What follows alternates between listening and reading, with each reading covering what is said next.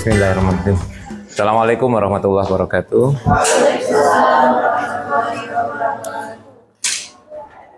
Kita kemarin sudah mendiskusikan tentang subgrup normal ya, dengan beberapa sifat pentingnya. Nah, sekarang akan kita coba lihat selanjutnya dampak dari kita punya subgrup normal itu ya, apa berikutnya. Nah, ini sudah kita verifikasi sifat ini untuk menguji kenormalan. Jadi sampai pada kuliah terakhir kemarin Anda sudah punya kompetensi untuk mendeteksi apakah suatu subgrup itu normal atau tidak ya.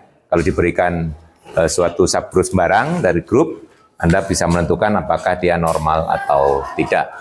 Kemarin saya minta melihat yang di contoh-contoh yang di buku banyak sekali ya. Nah, situ sudah, kalau sudah diverifikasi punya pengalaman banyak ya. Nah, sekarang dari sisi lain akan kita lihat, kita kembali kepada waktu ngitung koset kemarin ya. Nah, jadi kalau dalam normal di sini kan dalam menghitung koset kemarin belum tentu koset kiri itu sama dengan koset kanan. Nah, kalau semua koset kiri sama dengan koset kanan, baru kita sebut subgrupnya itu normal. Kemudian kita punya ini. Nah, sisi lain kita bisa melihat hasil kali dari koset ya. Nah, itu nanti akan kita kaitkan dengan kenormalan. Sebagai contoh, kalau kita kemarin punya koset, ya kita bekerja dengan koset kiri saja konsisten boleh, koset kanan saya buka lagi yang hasil tentang koset kemarin. Nah, misalnya kita punya koset kiri, kemarin sudah kita hitung ini ya. Kalau kita punya hanya adalah identitas dan 1, 2 ya kemarin ya. Ini semua koset kiri. Jadi koset kirinya sebenarnya cuma ada 3 ya di situ dengan H itu. Nah, sekarang saya ambil 2 koset kiri, yaitu 1, 2 itu 1, 3 dan 2, 3. Itu ada 2 koset yang berbeda ya. Nah, 1, 3H dan satu lagi 2, 3H. Nah, sekarang akan kita kalikan 2 koset itu ya. Nah, kita kalikan. Ini saya kalikan dengan 2, 3H. Ingat, ini adalah koset itu himpunan. Berarti kita mengalihkan 2 himpunan. Kalau mengalihkan 2 himpunan berarti semua kemungkinan perkalian. Nah, contohnya kan 1, 3H itu anggotanya 4 ya. Nah, kemudian 1, 3H itu anggotanya 2 ya. Kemudian 2, 3H itu anggotanya juga 2. Jadi kalau kita mengalihkan segala kemungkinan berarti ada 4 kemungkinan. Yaitu kita hitung entah hasilnya sama atau tidak gitu ya. Nah,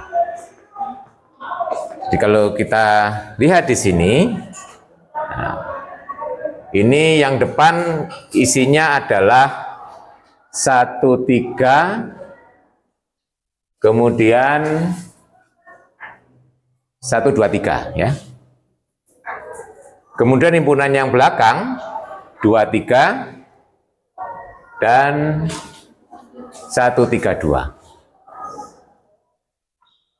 Jadi kalau kita hitung di sini berarti bisa 1, 3 dikalikan dengan 2, 3, bisa 1, 3 dikalikan 1, 3, 2, bisa 1, 2, 3 dikalikan 2, 3, dan 1, 2, 3 dikalikan 1, 3, 2 ya.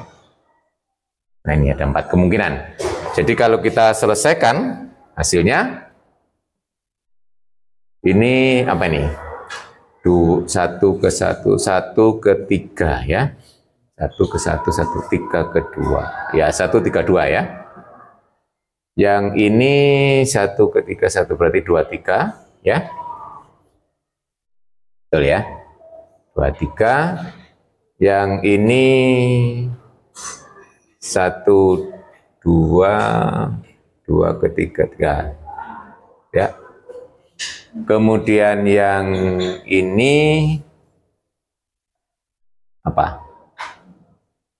1 ke 3, 3 ke 1, 1 ke 1, 2 ke 1, 1 ke 2 identitas. Nah, tuh ya.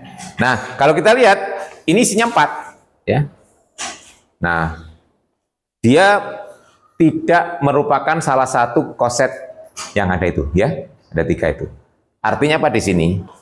Hasil kali koset belum tentu koset, ya. Nah, tuh. Nah, di sini nanti kita bisa mengambil contoh apa? Yang normal.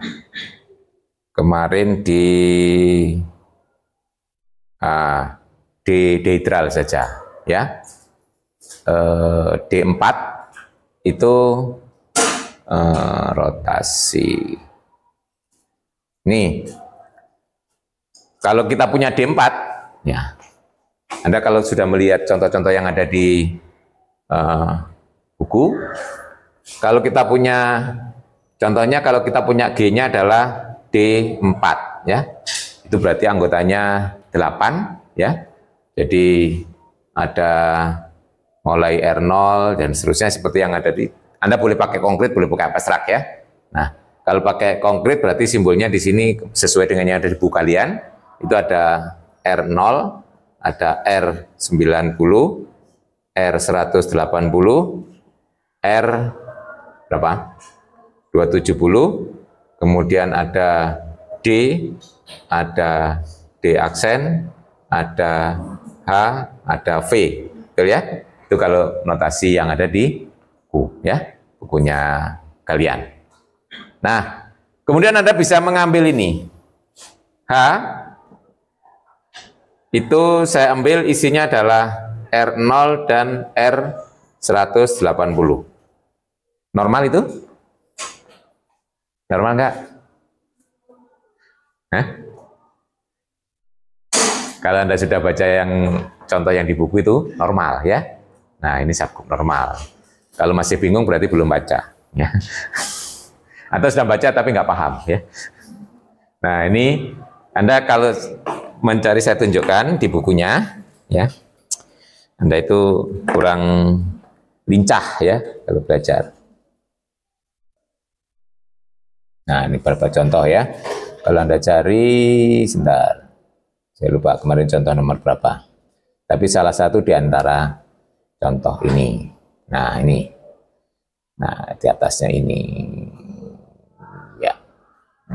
Nah, ini. Contoh 12, ya.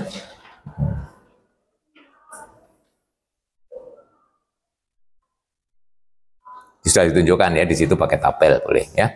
Anda pakai tabel koset kiri sama dengan koset kanan semuanya, ya, boleh, silakan. Nah, ini adalah subgroup normal. Nanti kalau Anda ini ditabelkan, berarti di situ ada, karena H itu anggotanya 2, sementara G RD4 itu anggotanya 8, berarti indeksnya berapa? 4, berarti kosetnya ada 4 toh? Nah, itu koset yang berbeda ada 4. Setelah dikalikan, nah, apa hasilnya di situ? Ini koset dikalikan koset, ya. Semua koset ini K, di situ simbolnya K, ya. Di sini H, gitu ya. Ya, kalau di sini K. Nah, itu K. Nah, itu kosetnya ada K, R90K, HK, DK. Nanti yang lainnya mesti salah satu akan sama dengan salah satu di antara itu, ya. Sebenarnya kalau kita hitung kan ada 8 yang ngitung koset, ya. Nah, tapi indeksnya 4 berarti cuma ada 4 koset yang berbeda. Nanti yang tidak disebutkan di situ, ya, misalnya R180K itu akan sama dengan K, ya toh? Nah, nanti kalau Anda hitung. Jadi ada 4 koset yang berbeda. Ternyata 4 koset itu kalau dikalikan, ya itu, ya, hasilnya juga merupakan salah satu di antara koset, ya. Tidak seperti tadi. Kalau ini tadi contoh koset kali koset, hasilnya ini bukan koset, ya toh? Nah, tapi kalau di sini ditabelkan, nanti kalau nggak yakin silakan dihitung sendiri, gitu, ya. Ini kan rangkumannya. Nah, di dalam ini semuanya hasilnya koset, ya. Salah satu di antara 4 itu. Nah, itu, ya. Nah, ini ilustrasi, ya. Jadi artinya apa di sini? Ini kan contoh kasus, ya. Kalau kita punya koset dikalikan koset, hasilnya juga koset. Ini kalau kita punya subgroup normal. Ya, boleh kiri, boleh kanan. Kalau normal kan kiri dan kanan sama. sami mawon gitu ya. Nah, sama saja gitu ya. Nah, jadi di sini nanti kalau kita rumuskan secara umum hukumnya atau sifatnya, nah itu nanti kaitannya dengan normal ya. Kita punya subgrup normal jika dan hanya jika hasil kali koset kiri hasilnya juga koset kiri. Ya, atau dengan kata lain hasil kali dua koset kanan hasilnya juga, karena kiri dan kanan kalau normal itu sama ya. Tapi kalau kita baru mengatakan bolak-balik kan kalau ke kirinya kan belum tentu normal ya, kalau normal ya. Jadi kita konsisten aja. Jadi kanan ya kanan, kiri ya kiri ya. Jadi H itu normal jika dan jika hasil kali koset kiri dari H hasilnya juga merupakan koset kiri jika dan jika ya. Nah ini contohnya ini ya, contohnya ini ilustrasi ya. Contohnya ini kalau kita kalikan semua koset itu hasilnya koset gitu ya. Nah itu. Nah ini nanti sifat lebih jauh dari subgrup normal nanti yang akan kita follow up berikutnya. Nah ini nanti ada kemungkinan apa dengan sifat ini? Nah berarti kalau nanti kita punya himpunan koset, contohnya ini, di situ kan 4 anggotanya ya. Nah berarti koset, himpunan koset itu berarti close, tertutup terhadap operasi kali himpunan ya, koset ya. Nah kali koset atau kali himpunan ya. Berarti nanti ada kemungkinan di follow up. Nah, berarti kita sudah punya operasi yang ada pada himpunan koset ya. Nah, sekarang kita buktikan dulu sifat tadi yang berdasarkan contoh kita ambil secara umum, yaitu sifatnya kalau dirumuskan adalah kita punya subgrup normal jika dan hanya jika ini ya. Nah. Ya.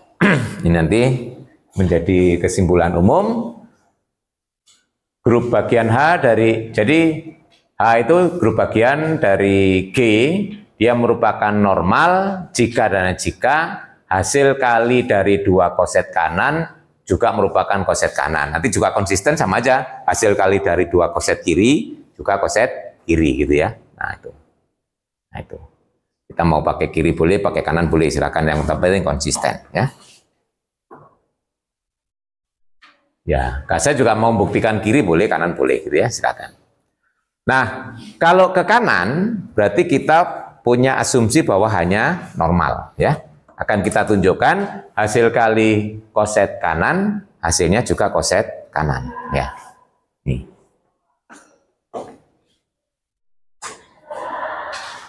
Nih, yang ke kanan, misalkan H itu subgrup normal di G, yang akan ditunjukkan hasil kali koset kanan adalah koset kanan. Nggak usah saya tulis ya, kepanjangan. Nah, bagaimana cara menunjukkan? Jadi dan ini kalau kita ambil dua koset, misalnya, jadi misalkan ini, jadi misalkan HA dan HB adalah koset kanan. Nah, yang akan ditunjukkan apa? Ini, HA dikalikan HB juga merupakan koset kanan. Nah, gitu kan ya? Nah, sekarang coba lihat. Unsur di sini itu apa bentuknya? Ya. Berarti bentuknya kan H ya, H kecil A, H. Nah, kita ingin menunjukkan kalau saya ambil ini nanti subset dari apa? Nanti kalau kita juga bisa menunjukkan subset sebaliknya itu berarti sama dengan gitu ya. Kita selidiki dulu aja. Kalau saya ambil misalnya X itu anggota HA HB, berarti X itu ya. X itu kan kita tulis sebagai H1A dikalikan H2B, gitu ya. Nah, kemudian ini sendiri akan sama dengan H1A H2B, ya. Sekarang perhatikan A H2 itu adalah anggota dari koset AH, ya. Nah, A H2 itu adalah anggota AH. Karena hanya normal, berarti ini sama dengan HA. Betul ya?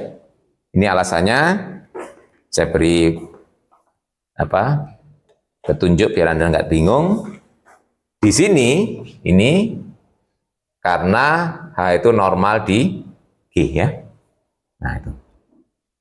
Nah, jadi AH2 bisa kita tulis sebagai misalnya H3A, betul ya? Nah, untuk suatu. Tadi juga sebenarnya untuk suatu juga. Untuk suatu H1, H2 ya. Nah, berarti sekarang ya bisa kita substitusikan lagi ke sana. Jadi X AH2 kita ganti dengan ini. Jadi H1 ini saya ganti dengan H3A B ya. Nah, berarti ini akan sama dengan H1 H3A B. Betul? Nah, berarti ini anggota HAB. Betul? Nah, apa artinya? AB sendiri kan anggota G. Berarti HAB juga merupakan koset, betul? Salah satu koset, gitu. Nah, jadi sekarang kita punya, tapi karena kita ambil X di sini, ketemuan X ini kesimpulan kita sementara masih subset, gitu ya, belum sama dengan ya. Jadi di sini kita punya HA dikalikan HB sama dengan subset ya, baru subset HAB ya, baru subset. Nah, sekarang tinggal buktikan sebaliknya agar menjadi sama dengan kan ya. Nah, ini. Nah, sebaliknya ambil aja ya. Ambil Y misalnya. Y itu anggota HAB. Jadi Y itu bisa ditulis sebagai H4AB untuk suatu H4 di H. Nah, agar dia menjadi anggota HAHP, sisip aja di antara A dan B ini identitas. Identitas kan sudah di H kan ya. Jadi di sini Y akan sama dengan H4A identitas B ya. Nah, ini kalau saya kurung, nah ya. Ini akan menjadi anggota HAHB, betul ya? Karena identitas adalah anggota H ya. Nah, dari sini berarti kita punya HAB subset dari HAHB. Jadi kita punya HAHB sama dengan HAB ya. Dan ini menyimpulkan bahwa hasil kali dua koset kanan hasilnya koset kanan. Nanti kalau kiri ya sama aja. Jadi teorema ini bisa dipakai kanan bisa pakai kiri ya. Jadi jika hasil kali dua koset kiri juga merupakan koset kiri ya. Nah itu. Nah, sekarang bukti sebaliknya.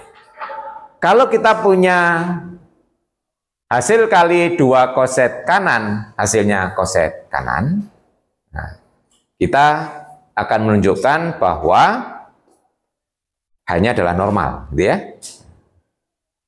Untuk menunjukkan H normal, kita bisa menggunakan kriteria kenormalan kemarin. Kita tunjukkan G, H, G inverse masuk di H untuk setiap G di G, H di H ya. Nah, jadi yang ke kiri, kalau kita akan menunjukkan normal, ambil sembarang unsur, misalnya G di G dan H di H sebarang. Klaimnya apa? Klaim G, H, G inverse anggota H, gitu ya. Nah, kita harus menunjukkan itu. Nah, sekarang perhatikan ini.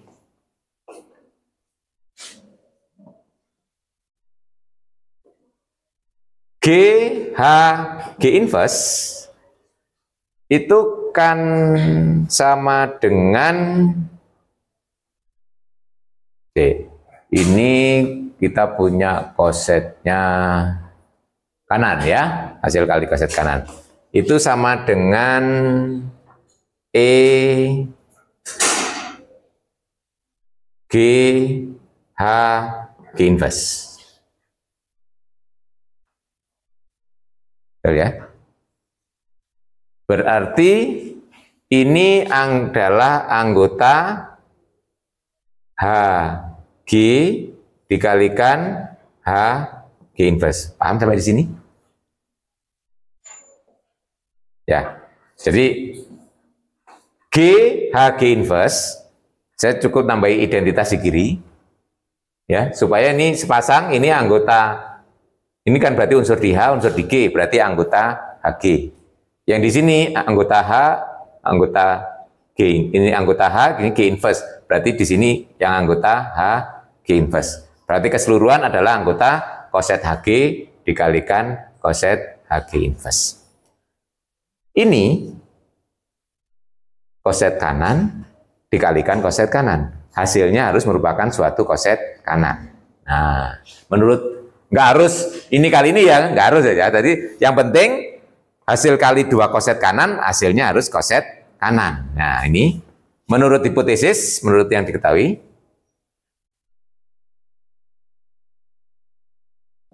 ini HG dikalikan HG inverse merupakan koset kanan. Nah, misalkan aja, ya, misalkan HG saya kalikan dengan HG inverse itu sama dengan misalnya HA. Ini boleh ya. Nah, ini juga ke sana ya, untuk suatu A di G. Sekarang bagaimana menunjukkan ini nanti sama dengan H? Karena kita ingat ya di sini, kan kita klaimnya ini kan anggota H ya. Berarti ini harus sama dengan H atau ini juga sama dengan H ya. Kalau ini sama dengan H, berarti apa? A-nya harus anggota H, betul? Paling tidak ya. Nah, jadi harus kita tunjukkan bahwa A-nya adalah anggota H. Ya. Supaya ini sama dengan H gitu kan ya. Kalau sama dengan H selesai kan? Berarti G, H, G inverse anggota H gitu ya. Nah, bagaimana caranya? Lihat ini. G dikalikan G inverse itu sebenarnya kan E, G inverse. Berarti anggota ini dah. Jadi EG saya kalikan dengan EG inverse itu adalah anggota HG inverse, betul? Ini sendiri akan sama dengan identitas, paham ya? Nah, selesai. Identitas anggota ini. Ini tadi sama dengan H. Karena identitas anggota AA. Jadi apa artinya? Jadi, ingat kesamaan koset kanan? HA sama dengan HB jika A anggota HB atau B anggota HA, betul? Nah ini E anggota HA. Jadi kesimpulannya HE sama dengan HA, betul? Nah ingat sifat-sifat koset kemarin ya, sekian banyak itu ya. Nah HA sama dengan HB jika A anggota HB atau bisa juga B anggota HA ya. Nah, iya tuh. Dibuka lagi sifat. Makanya kemarin saya menandaskan ya 9 sifat kemarin itu esensial ya yang kita diskusikan akan kita pakai berikut-berikutnya ya. Itu mengidentifikasi kesamaan koset juga pakai salah satu sifat dari situ kan? Ya. Jadi gini, karena kita punya E anggota HA berarti HE sama dengan HA. Nah, HE itu ya H, betul ya? Ya. Jadi ini H sama dengan HA. Nah, sudah selesai. Jadi G, HG inverse anggota ini sama dengan H, betul ya? Nah, jadi G, H, G inverse yang tadi adalah anggota HG inverse ini tadi sama dengan HA sama dengan H. Selesai. Jadi karena terbukti bahwa HG inverse anggota H berarti hanya merupakan subgroup normal, ya. Nah, jadi sini hasil ini penting. Kalau kita punya subgroup normal, nanti indikasinya kalau kita punya koset, hasil kalinya tetap merupakan koset, ya. Nah, nggak akan keluar, ya.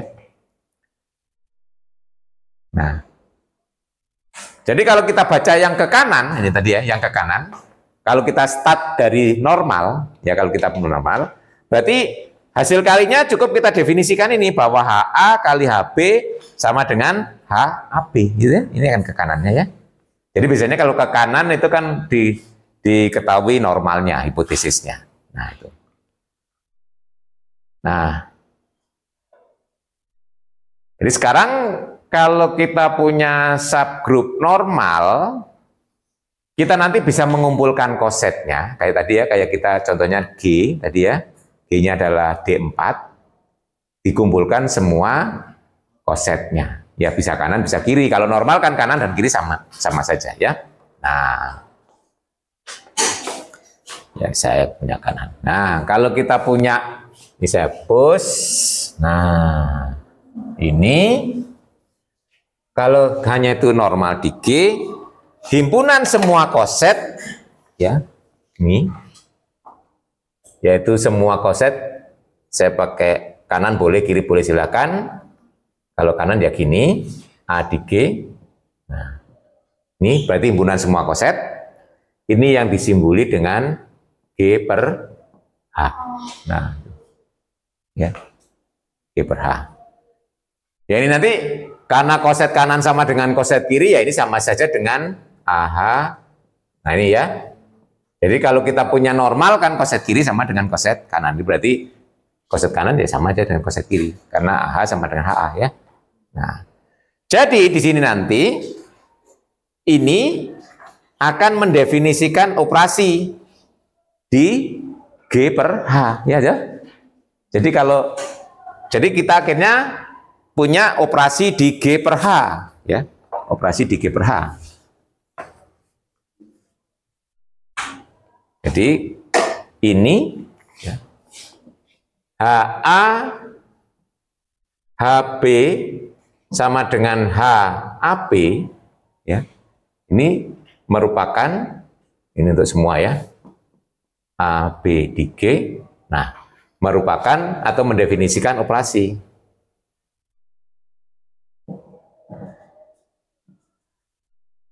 di G per H, gitu ya. Jadi G per H ini merupakan himpunan yang unsurnya adalah koset anggotanya ya. Kemudian operasinya ini. Nah, sekarang tinggal diperiksa apakah operasi G per H dengan operasi ini memenuhi 3 syarat yang diharuskan untuk menjadi suatu grup, yaitu asosiatif, yaitu punya identitas dan masing-masing unsur ada inverse-nya ya. Nah, kalau asosiatif saya kira tidak terlalu sulit, langsung menggunakan asosiatifnya grup ya. Jadi yang pertama coba perhatikan bahwa ini ya, yang pertama kita lihat HA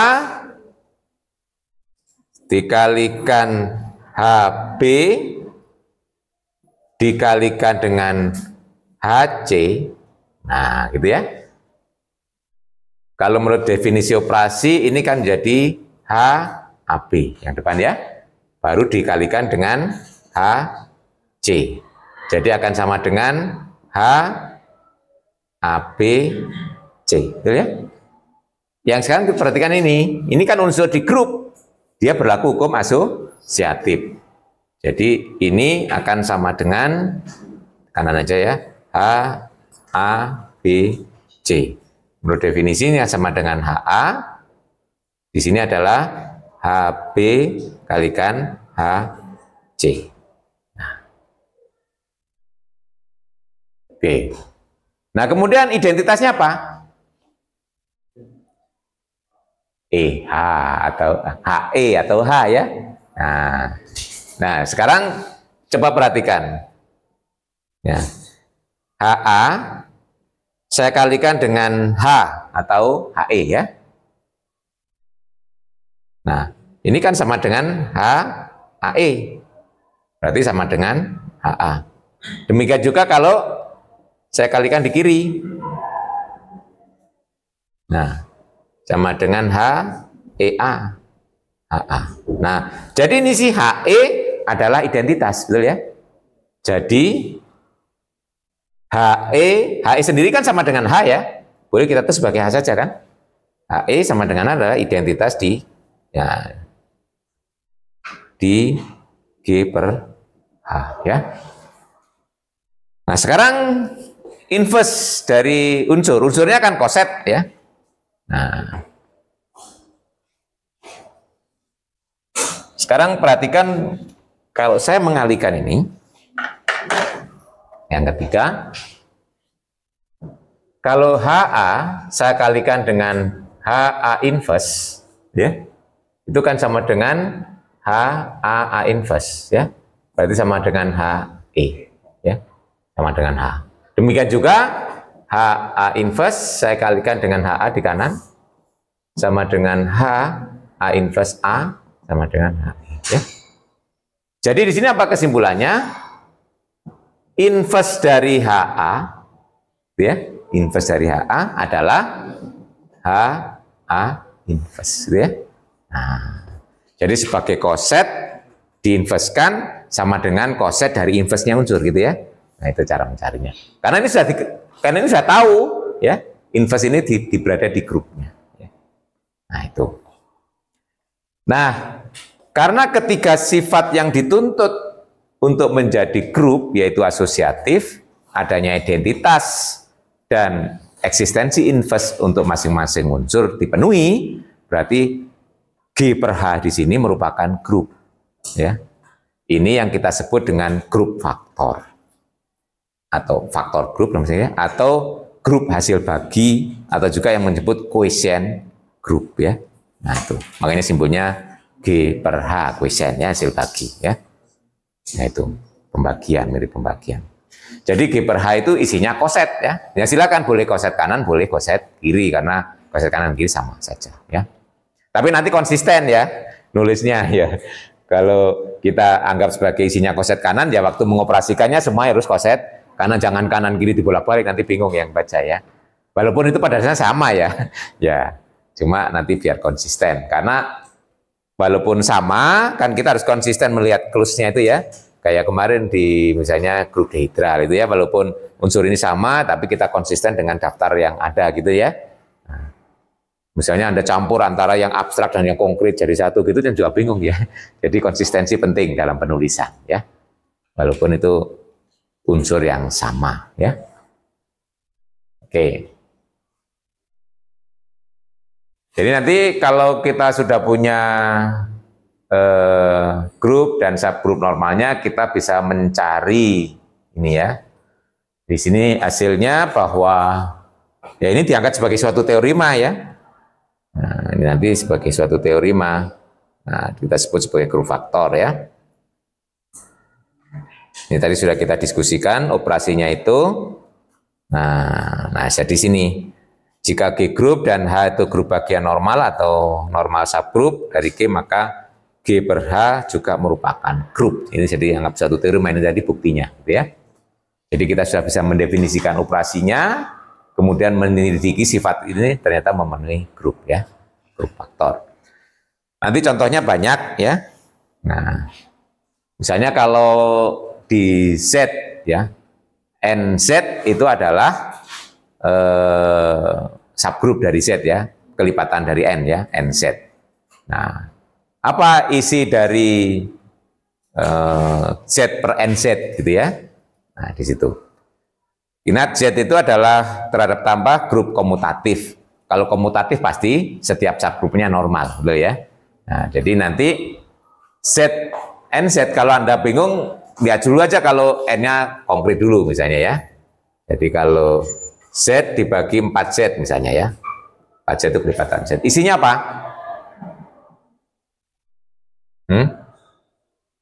4Z ditambah 0, gitu.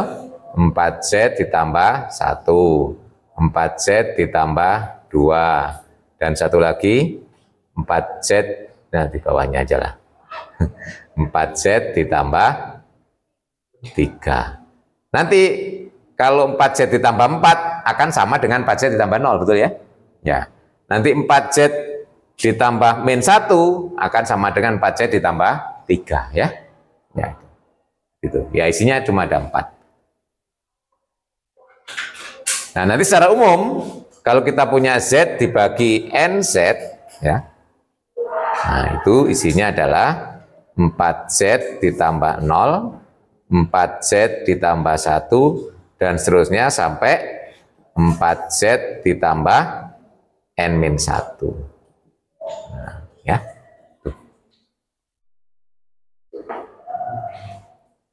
Koset ya. Jadi nanti menuliskan di sini, di koset itu operasinya tergantung operasi yang di grup ya. Kalau tambah ya menulis kosetnya dalam bentuk tambah, kalau kali ya dalam bentuk kali ya. Tuh. Nanti di buku banyak contohnya ya. Di bukunya kalian contoh-contoh. Di situ ada juga UN ya. Nah, itu.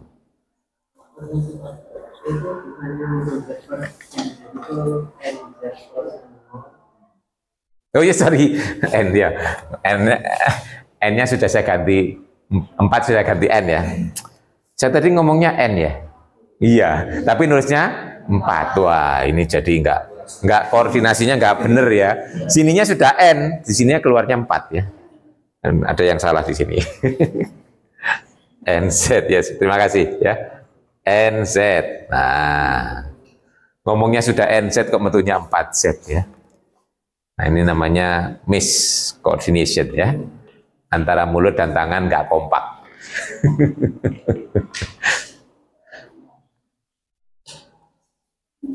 Ya.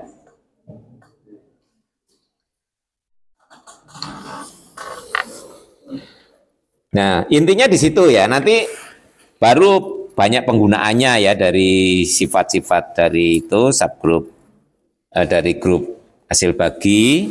Nah, itu ya.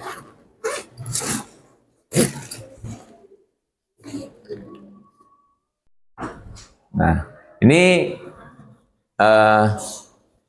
beberapa banyak yang bisa digunakan. Ini tinggal memodifikasi ya. Jadi pada dasarnya pembahasannya intinya selesai. Jadi ini tergantung mau dipakai. Seperti ini bisa dianggap soal ya, teorema 93 ini sebenarnya kan ya. Jadi kalau G per ZG itu siklik, maka G-nya abelian gitu ya. Kita bisa menggunakan sifat itu. Abelian itu komutatif ya. Masih ingat definisi ZG? ZG itu sentrum ya. Sentrum ya, pusat. Karena diambil dari bahasa Jerman, jadi simbolnya Z ya. Kalau dari bahasa Inggris C ya. Nah, center itu ya, pusat. Pusat itu artinya ZG, sentrum. Dari karena bahasa Jerman zentrum depannya Z ya, sentrum. Makanya simbolnya ZG. Masih ingat simbol apa arti ZG?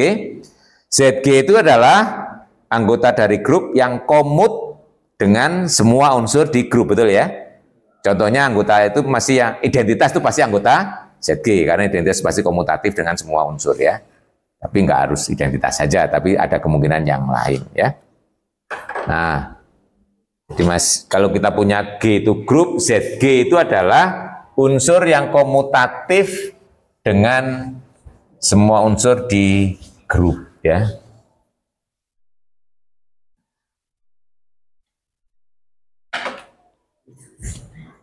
Di ZG itu adalah misalnya X di G sedemikian hingga XG sama dengan GX untuk semua G di G gitu ya. Nah, yaitu X yang komutatif dengan semua unsur ya.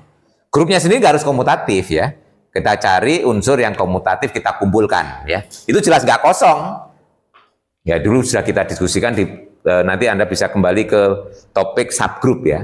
Di subgroup itu salah satu contoh subgroup khusus dari sembarang grup adalah ZG ini ya. jelas nggak kosong ya. Itu. Karena identitas pasti masuk di sana ya. Nah, di sini ini soal di kuliah dulu ini soal ya. Bukan teori mah. Kalau bukunya kalian dianggap sebagai teori mah ya. Nah, ini di situ ada komentar ya. Untuk menunjukkan G abelian cukup ditunjukkan G-nya itu sama dengan ZG ya. Lihat ya. Kalau ZG sama dengan G, nah ya toh, berarti semua unsur di G ya komutatif dengan semua unsur di G sendiri kan? Nah, itu. Berarti di sini kalau kita akan menunjukkan G abelian cukup ditunjukkan ZG sama dengan G ya. Nah, itu. ZG sama dengan G. Nah, itu cukup ditunjukkan. Nah, di sini diketahui bahwa G-nya adalah G per ZG siklik. Nah, di situ kalau siklik dia dibangun oleh satu unsur, ya. Nih, sebenarnya kalau Anda baca ya jelas ya. Gak tahu kalau Anda yang baca sendiri jelas apa enggak ya.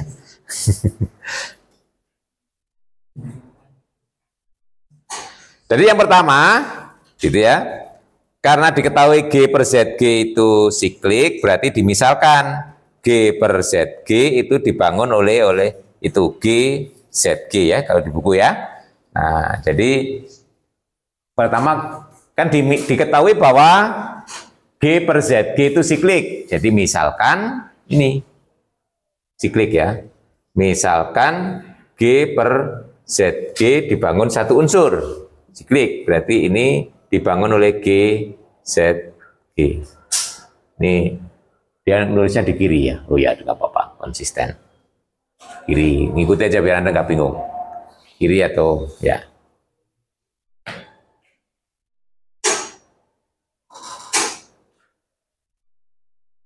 Nah, sekarang diambil sembarang unsur di G, ya. Ambil sembarang unsur di G, A di G sebarang, berarti A, Z, G, itu kan salah satu koset, gitu ya. Berarti ini kan anggota G per Z, G, ya. Nah, jadi karena G per ZG dibangun ini, berarti A, ZG, akan sama dengan perpangkatan dari ini, ya. Jadi akan sama dengan G, ZG, misalnya di situ pangkat I, ya. Nah, misalkan. Nah, ini sendiri sama dengan G pangkat I, Z, G, ya. Tuh, sampai di situ. Ya.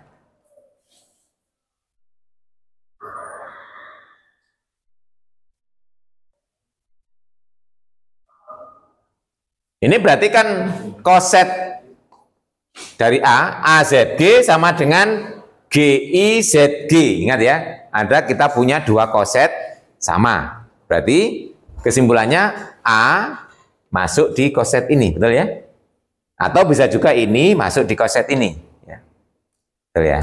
Jadi kesimpulannya A itu adalah anggota GIZG. Nah, itu sampai di situ. Di situ bukan ditulis ya, langsung dus itu ya. Nah, itu akibat kita punya ini, ya toh? Jadi ini ke sini ini adalah sifat kesamaan dua koset kiri ya. Nah, karena A itu berada di sini, jadi A dapat ditulis A akan sama dengan GI dikalikan Z misalnya. Loh gitu ya.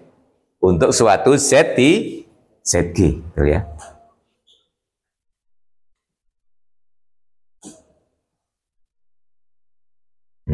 Gitu ya. Oke, itu berarti sudah sampai di situ ya. Nah, sekarang lihat GI dan Z dan C belong to ZG. Berarti GI dan Z itu komut terhadap G. Itu ya maunya ya. Lihat ya. Jadi sini mau dibuktikan bahwa A itu adalah komut ya dengan semua unsur ya di G gitu ya. G. Jadi komentarnya kan karena GI dan Z masuk di CG. CG itu adalah komut dengan ini ya. Di sini sebenarnya intinya mau dibuktikan AG sama dengan GA, betul ya? AG sama dengan GA. Klaimnya adalah AG sama dengan GA. Tuh ya. Nah, sekarang coba lihat A kali G. A-nya tadi kan G pangkat I Z G. Ya. Sekarang lihat ini akan sama dengan G pangkat I Z G. Z tadi anggota center. Ya. Berarti dia komut dengan G, betul ya? Nah, jadi akan sama dengan G pangkat I G Z, ya. Nah, ini sendiri kan akan sama dengan G pangkat I G Z itu akan sama dengan G. Ini kan tinggal nukar ya. Nah, ini kan nanti akan sama dengan G pangkat IZ. Itu ya, kalau dua kali ya. Setelah komut saya asosiatifkan, ya toh? Harusnya begini dulu ya. GI. Ya, kalau kita konsisten, ini akan sama dengan GI Z. Atau ini akan sama dengan GA, ya.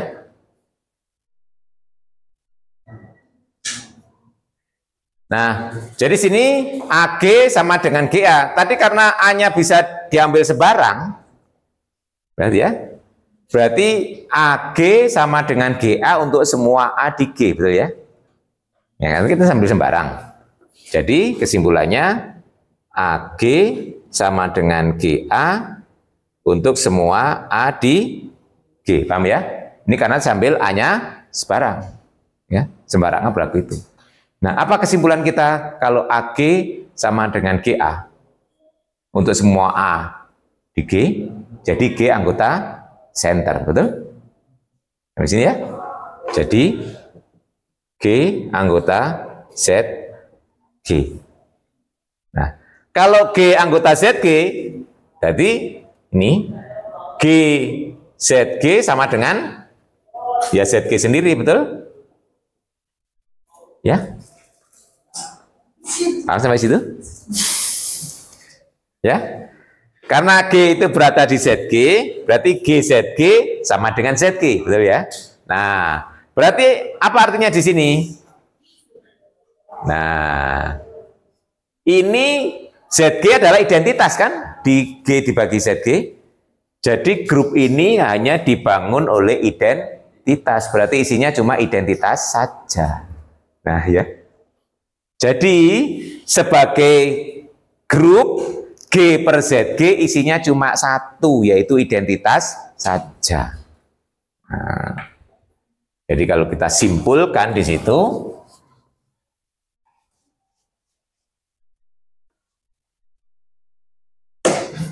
yang ini tadi,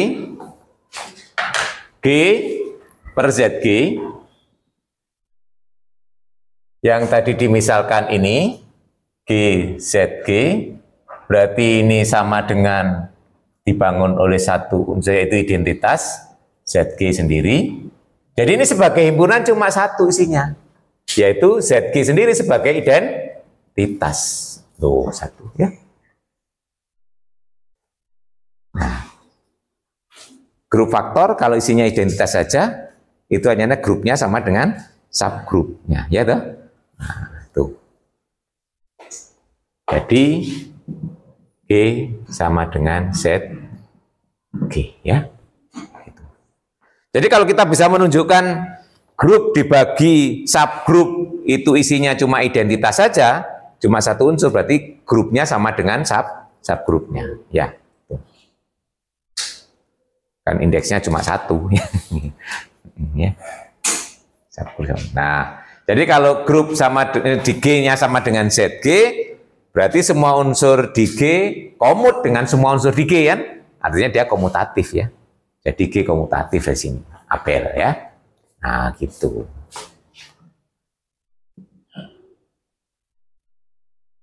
Dari sini, ini salah satu contoh ya, lika-liku bagaimana menunjukkan apel melalui ZG ya. Jadi kalau kita bisa menunjukkan G sama dengan ZG ya artinya semua unsur DG komut ya dengan semua unsur. Nah itu, ini salah satu aplikasi ya dalam bentuk, ini bisa dianggap sebagai soal sebenarnya teorema ini ya, pengembangannya. Nanti banyak contoh soal yang lain ya, penggunaannya. Nah ini juga G dibagi ZG isomorfik dengan inner. Masih ingat apa itu inner? Inner itu merupakan salah satu contoh automorfisme ya. Kemarin bagi yang tanya automorfisme itu ya.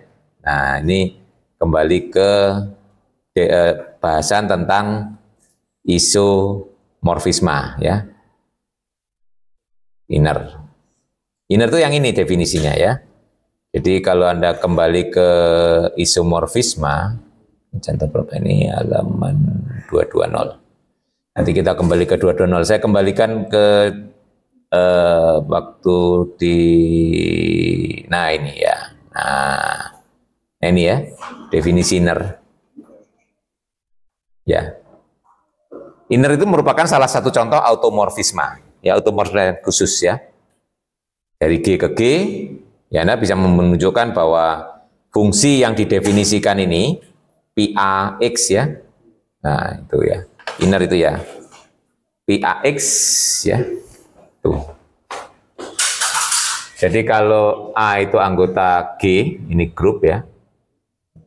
Nah, PA itu pemetaan dari G ke G, definisinya adalah PAX adalah AXA inverse. Untuk semua X ya. Nah, Anda bisa menunjukkan bahwa PA ini suatu automorfisme. Automorfisme berarti isomorfisme ya.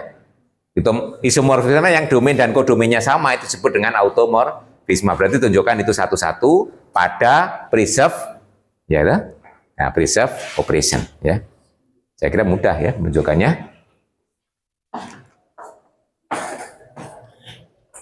Kalau menunjukkan satu-satu ya, kalau saya punya PX sama dengan PY gitu ya. Kita tunjukkan X sama dengan Y ya. Nah, ini berarti kita akan punya AX A inverse sama dengan AY A inverse. Sudah dengan menggunakan konstelasi ya, di kanan dengan A inverse, di kiri dengan A, di cancel ya. Jadi X sama dengan Y, itu satu-satu ya. Nah, pada kalau di sini berarti satu-satu. PA satu-satu.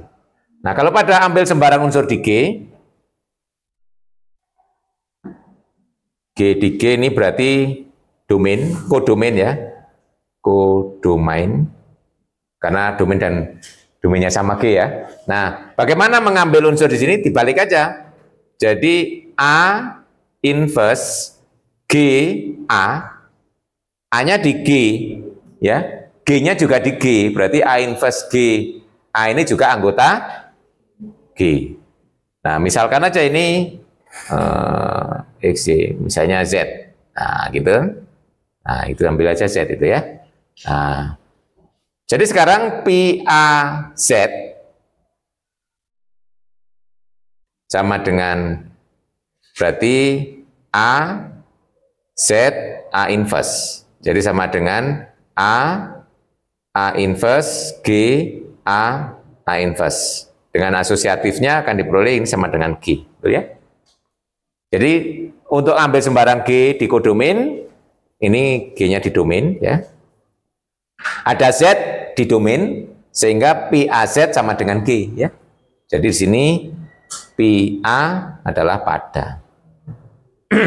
Nah, preserve-nya di sini ya. Preserve-nya mengawetkan operasinya ya. Kalau saya punya X dan Y itu di G, pi A X Y itu kan berarti A X Y A inverse. Nah, ini akan sama dengan A X A inverse A Y A inverse ya. Ini saya sisipi identitas kan. Nah, ini kan bisa begini. Nah, ya. Yang ini adalah pi A X pi A Y ya. Jadi satu-satu pada preserve operation ya. Nah, kemarin nggak kita diskusikan karena ini ada keperluan dipakai sebagai contoh, apa-apa ya. Berarti sekarang kita diskusikan lagi. Nah, kemarin kalau didiskusikan, sekarang saya lepas bisa sudah lupa, gitu ya. Ya dulu waktunya nggak cukup ya. Tapi sekarang dipakai direkol aja ya. Tadi melihat melongonya itu saya nggak tega untuk melepas gitu ya. Harusnya kan asumsinya sudah dibaca ya, asumsinya. Kok ditanya kok nggak respon gitu ya. Nah, jadi ini adalah inner ya, inner automorphism. Nah tadi jadi ingat ya, sekarang sudah tahu yang disebut inner ya, itu ya. Nah, nanti himpunan semua inner itu yang disebut dengan in G itu ya. Nah, semua inner itu in G ya. Jadi ada.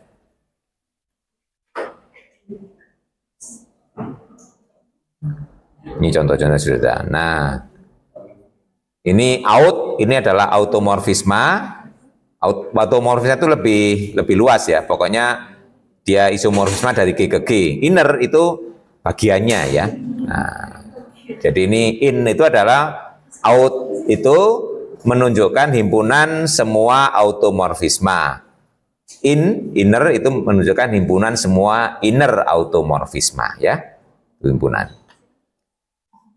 Ya.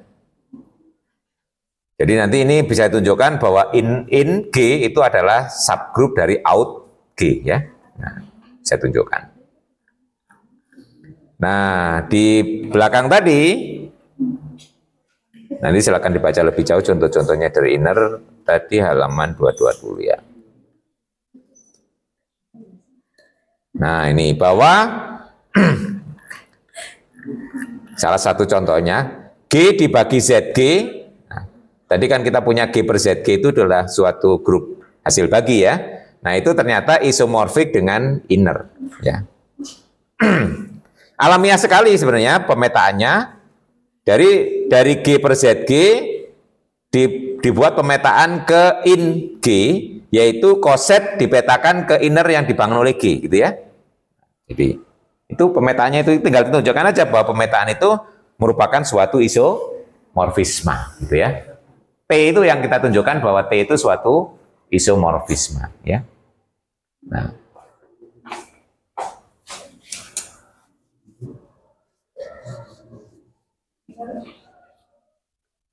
Di situ diberi nama T. Saya ngikuti notasi itu aja biar Anda nggak bingung ya. Jadi definisikan ini P dari G per ZG ke in G, yaitu koset yang dibangun oleh G dipetakan ke pi G ya. Pi G tadi definisinya ini ya. Nah, pi A itu adalah ini pi A ini, oh sorry, ada A-nya ya, pi AX ya. Pi AX adalah A X A inverse ya. Nah, ini ya. Jadi ini koset dipetakan ke fungsi. Ini fungsi loh ya. Ini koset dipetakan ke fungsi. Ini inner, ini anggota ini adalah fungsi ya isinya. Nah itu. Ya tinggal menunjukkan bahwa itu adalah suatu isomorfisme. Ya. Tunjukkan dia satu-satu. Ya, well defined perlu ya. Kenapa? Karena kita mendefinisikan dari koset ini well defined. Karena ada kemungkinan koset yang sama tapi direpresentasikan oleh unsur yang berbeda. Nah, padahal di sini kan tergantung dari unsur ya toh. Nah, jadi itu makanya well defined. Nah, biasanya well defined dan satu-satu itu bolak-balik ya. Ingat kemarinnya waktu itu menunjukkannya kalau ke kanan misalnya well defined, nanti sebaliknya adalah satu-satu ya. Kalau kita mau sekaligus juga boleh gitu ya kalau bisa. Kalau enggak ya sendiri-sendiri ya. Kalau di sana sendiri-sendiri ya. Jadi kalau kosetnya sama, kita tunjukkan fungsinya sama ya. Sebenarnya kalau langkahnya kita periksa tinggal balik aja. Saya periksa dulu, saya lihatnya.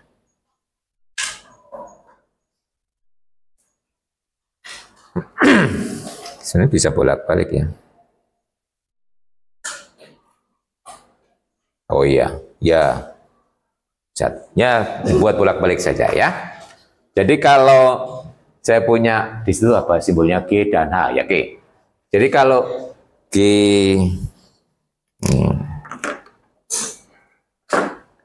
kalau GZG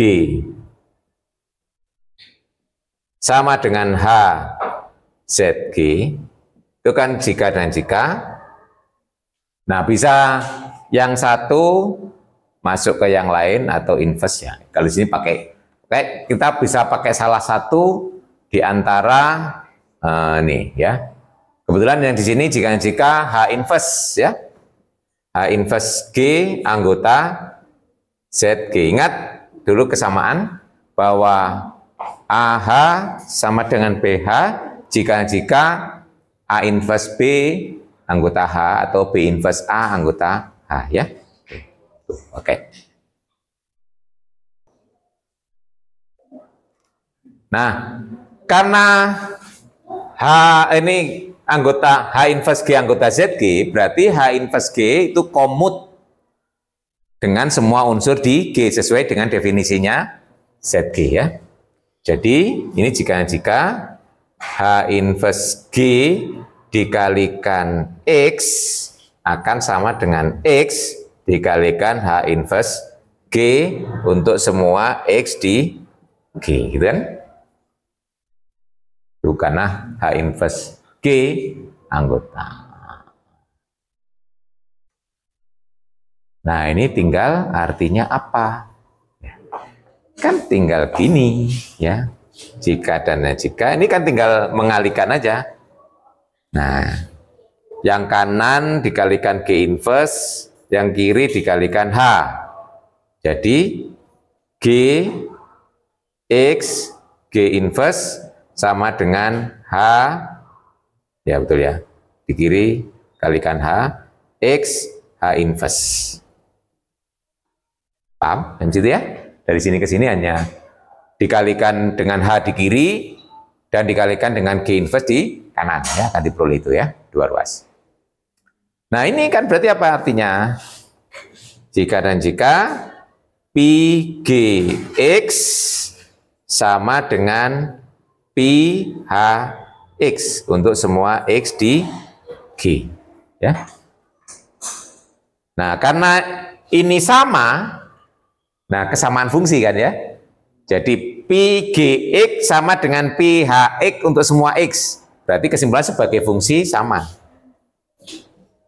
Pi G sama dengan Pi H. Ini berarti jika dan jika T dari GZ sama dengan T dari HZG. Paham ya? Nah. Ini semuanya jika dan jika. Dari kalau kita baca dari kiri ke kanan, membuktikan well defined. Ya, dari unsur yang sama, petanya sama. Kalau kita baca dari kanan ke kiri, menunjukkan satu. Dari nilai fungsi sama, unsurnya sama. Dari sini dua kesimpulan ya. Jadi dari kiri ke kanan well defined, dari kanan ke kiri satu-satu. Udah, padanya saya kira cukup mudah ya. Karena kalau diambil sembarang unsur di sini, ya pasti G-nya di G, definisikan ini, gitu ya. Ya, langsung sesuai dengan definisi fungsinya. Ambil sembarang pi G berada di inner, otomatis G-nya di G kan? Berarti G dikalikan ZG, anggota G per Z. Dipetakan T itu sama dengan ini, ya, selesai. Ya. Jadi pada lebih gampang daripada mendefinisikan fungsinya. Dari situ berarti sudah pada, mungkin tinggal preserve-nya, ya, mengawetkan operasinya, ya, mengawetkan. Jadi kalau pada saya kira mudah mengikuti notasi yang ada di sini aja biar Anda nggak bingung.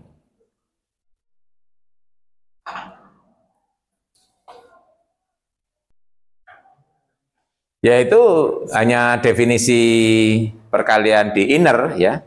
Anda bisa menunjukkan waktu berdiskusi di inner itu ya PA PG itu sama dengan PAB gitu ya. Itu bisa dibuktikan dengan menggunakan definisi operasinya ya. Itu cukup ditunjukkan itu bahwa PG PH. Nah, klaimnya itu ya. Kalau kita sudah bisa menunjukkan itu selesai ya. Jadi klaim bahwa P, G, PH gitu ya.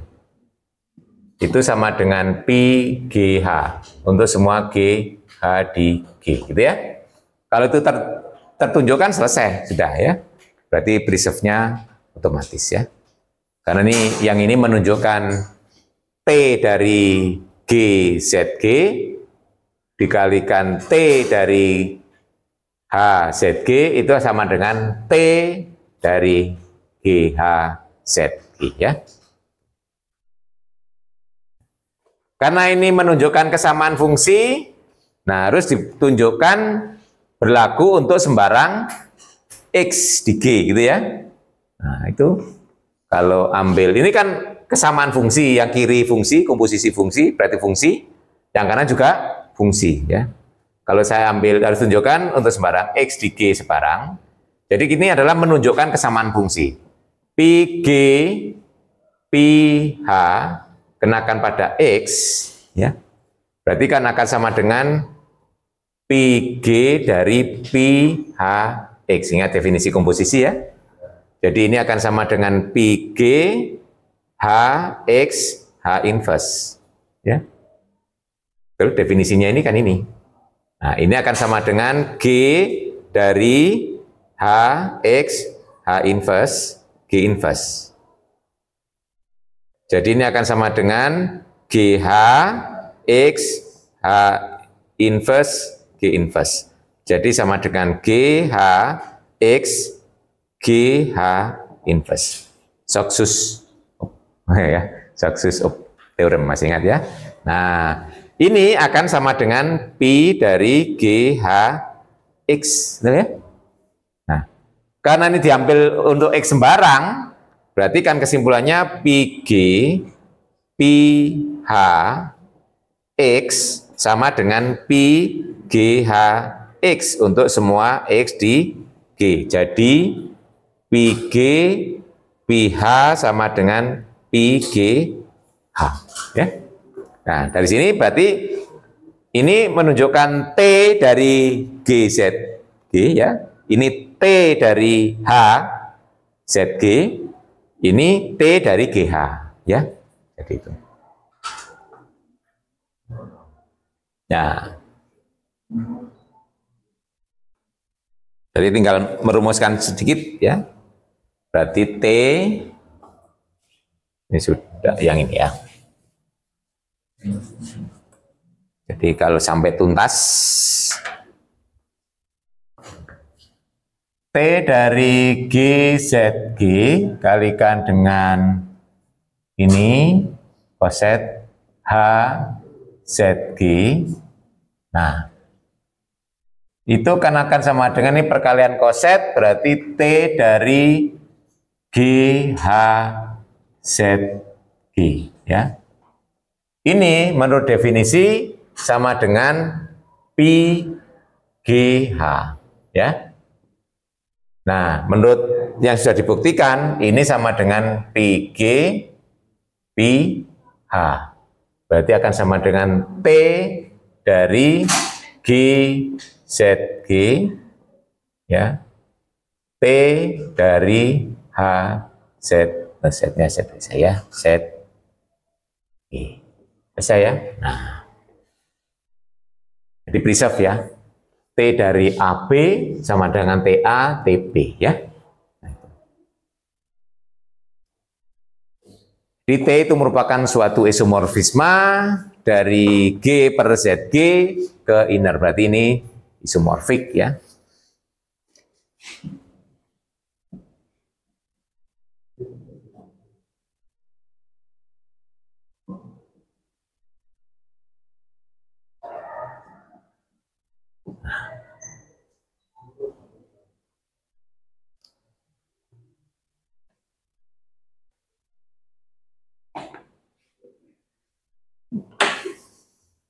Nanti di pertemuan ke-15,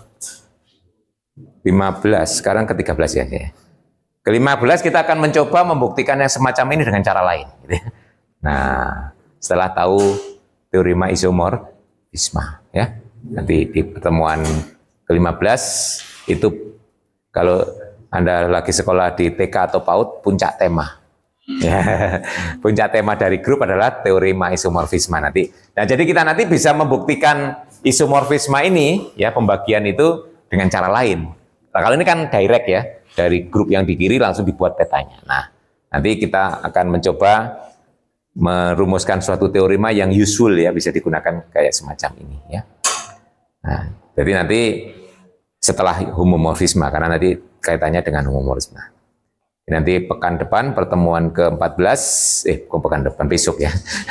Besok ke-14 kita membahas homomorfisme, dan nanti pertemuan ke-15 akan membahas itu ya. Teorema isomorfisme yang salah satunya bisa dipakai untuk membuktikan ini. Nanti kita akan mencoba dengan cara lain kita membuktikan teorema itu. Jadi banyak cara untuk membuktikan suatu soal ya, suatu teorema. Baik, silakan. Nanti untuk pemakaian yang lain bisa dibaca lagi lebih jauh ya. Ini paling tidak ada 2 pemakaian besar dari konsep grup hasil bagi ya. Dari sini mulai kelihatan abstrak ya. Nah, grupnya itu memang betul aljabar abstrak ya gitu itu ya. Nah, jadi nggak seperti aljabar yang Anda bayangkan SMP SMA gitu ya. Nah, isinya hitung-hitungan gitu ya. Nah, ini yang dihitung barang abstrak gitu ya. Konsep struktur ya, yang kita hitung strukturnya. Jadi bendanya bisa apa saja gitu ya. Nah, ini kan grupnya apa saja, yang penting kita punya struktur center, punya struktur inner gitu ya. Nah, grupnya apa saja.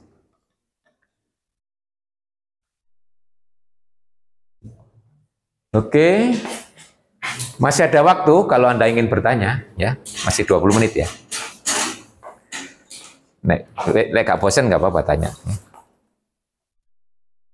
Lek bosen ya wis tinggal nunggu waktu berbuka. Oke, silakan kalau ada. Kalau enggak ada, kita bisa ngabuburit ya. Lo ngerjakan soal itu juga ngabuburit ya. Pak Heri itu kalau sedang ngerjakan soal enggak terasa tahu-tahu maghrib gitu ya. Nah. Tapi jangan waktu sahur, nanti lupa terus tahu-tahu ya, waktu subuh datang ya. Nah, kalau waktu nggak terasa datang waktu maghrib kan enak ya. Kalau nggak terasa datang waktu subuh, udah belum sahur sudah subuh gitu ya. Ya, kalau menunggu sahur jangan ngerjakan soal nanti lupa ya. Tapi kalau Anda yakin kalau ngerjakan soal mesti ngantuk. Ya. Kalau Pak Heri biasanya ngerjakan soal malah melek gitu ya. Yang tadinya ngantuk melihat soal tambah melek. Ya. Jadi kalau ingin melekan. Nah, jadi kalau sis kamling bawa soal gitu ya.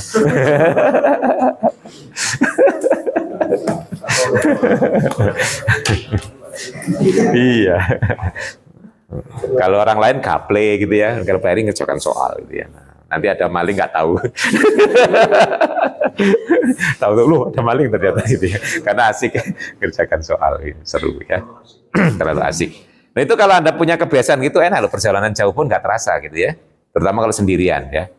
Kalau ada temannya sih enak bisa ngobrol ya. Kalau sendirian, tapi sekarang sendirian juga ada temannya lewat WA, lewat sosmed ya. Gak terasa juga ya. Ya untung di kereta api ada charge-nya, ada colokan untuk ngecas ya. Jadi Anda nggak terasa, baterainya nggak habis-habis. Ini baterai kok nggak habis-habis ini, memang sambil dicolok kan. Oke, saya harapkan Anda nanti bisa mencoba beberapa soal yang ada di sana, terutama soal yang sudah ditugaskan ya, itu dicoba. Walaupun nanti deadline-nya sudah Anda di rumah, ya, deadline-nya di rumah nanti karena pulang lupa gitu ya, lupa kalau ada tugas ya, lupa kalau ada kuliah nanti ya. Nah, nanti walaupun daring jangan disambi tidur ya.